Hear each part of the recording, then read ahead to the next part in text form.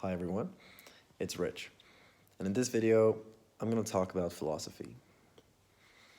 To me, philosophy is the process of constructing perspectives to make sense of the world.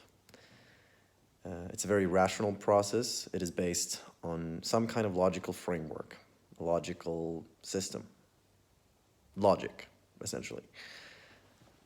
So using logic, you construct perspectives by making assumptions, and these perspectives make up your worldview. Now, from this definition of philosophy, it is something that anyone, essentially, can engage in. It is not a members-only exclusive club. You don't need a particular education to philosophize. You don't even need to be particularly well-read to do philosophy. All you need is a brain. All you need is this logical framework that you can refer to. And from this framework, you can construct perspectives. Now, the reason I say this, and the reason I want to point this out, is because I think there are a lot of people out there who associate the word philosophy with philosophers, which makes sense, but they put an enormous weight on the old famous philosophers from thousands of years ago. We think about Plato, Marcus Aurelius, Socrates, etc. This is what people associate with philosophy. And it makes a lot of sense because these old philosophers have contributed greatly to our wisdom. Their works still inform us in the process of constructing our perspectives. And they should, and it's valuable to take inspiration from these old men. Because after all, they've spent a lot of time thinking about very relevant questions that we still ponder about. So, essentially, we stand on the shoulders of giants, and we should be grateful for the work that these giants have put in for us. However, we shouldn't overstate the value of their theories. We should certainly not claim authority. And this is something that I think a lot of people do. It's not really relevant who says something. What is relevant is what is being said. What are the arguments that are brought forward? And then, based on this logical framework that we are referring to when constructing these perspectives, we should evaluate these arguments.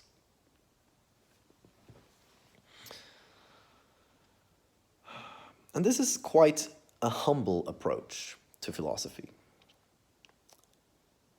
in the sense that really anyone can contribute to it. And I think it's very valuable to point this out, because it shouldn't be an exclusive members-only club. Philosophy should be open to anyone.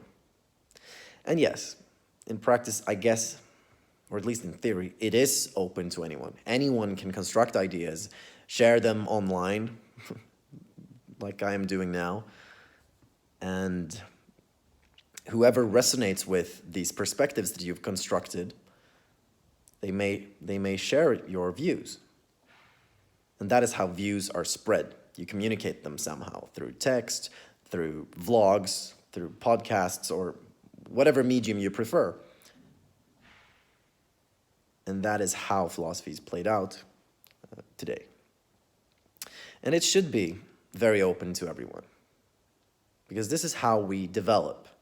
I'm not saying that we should always reinvent the wheel, but we should be open to hearing arguments, especially when these arguments contradict our own worldviews.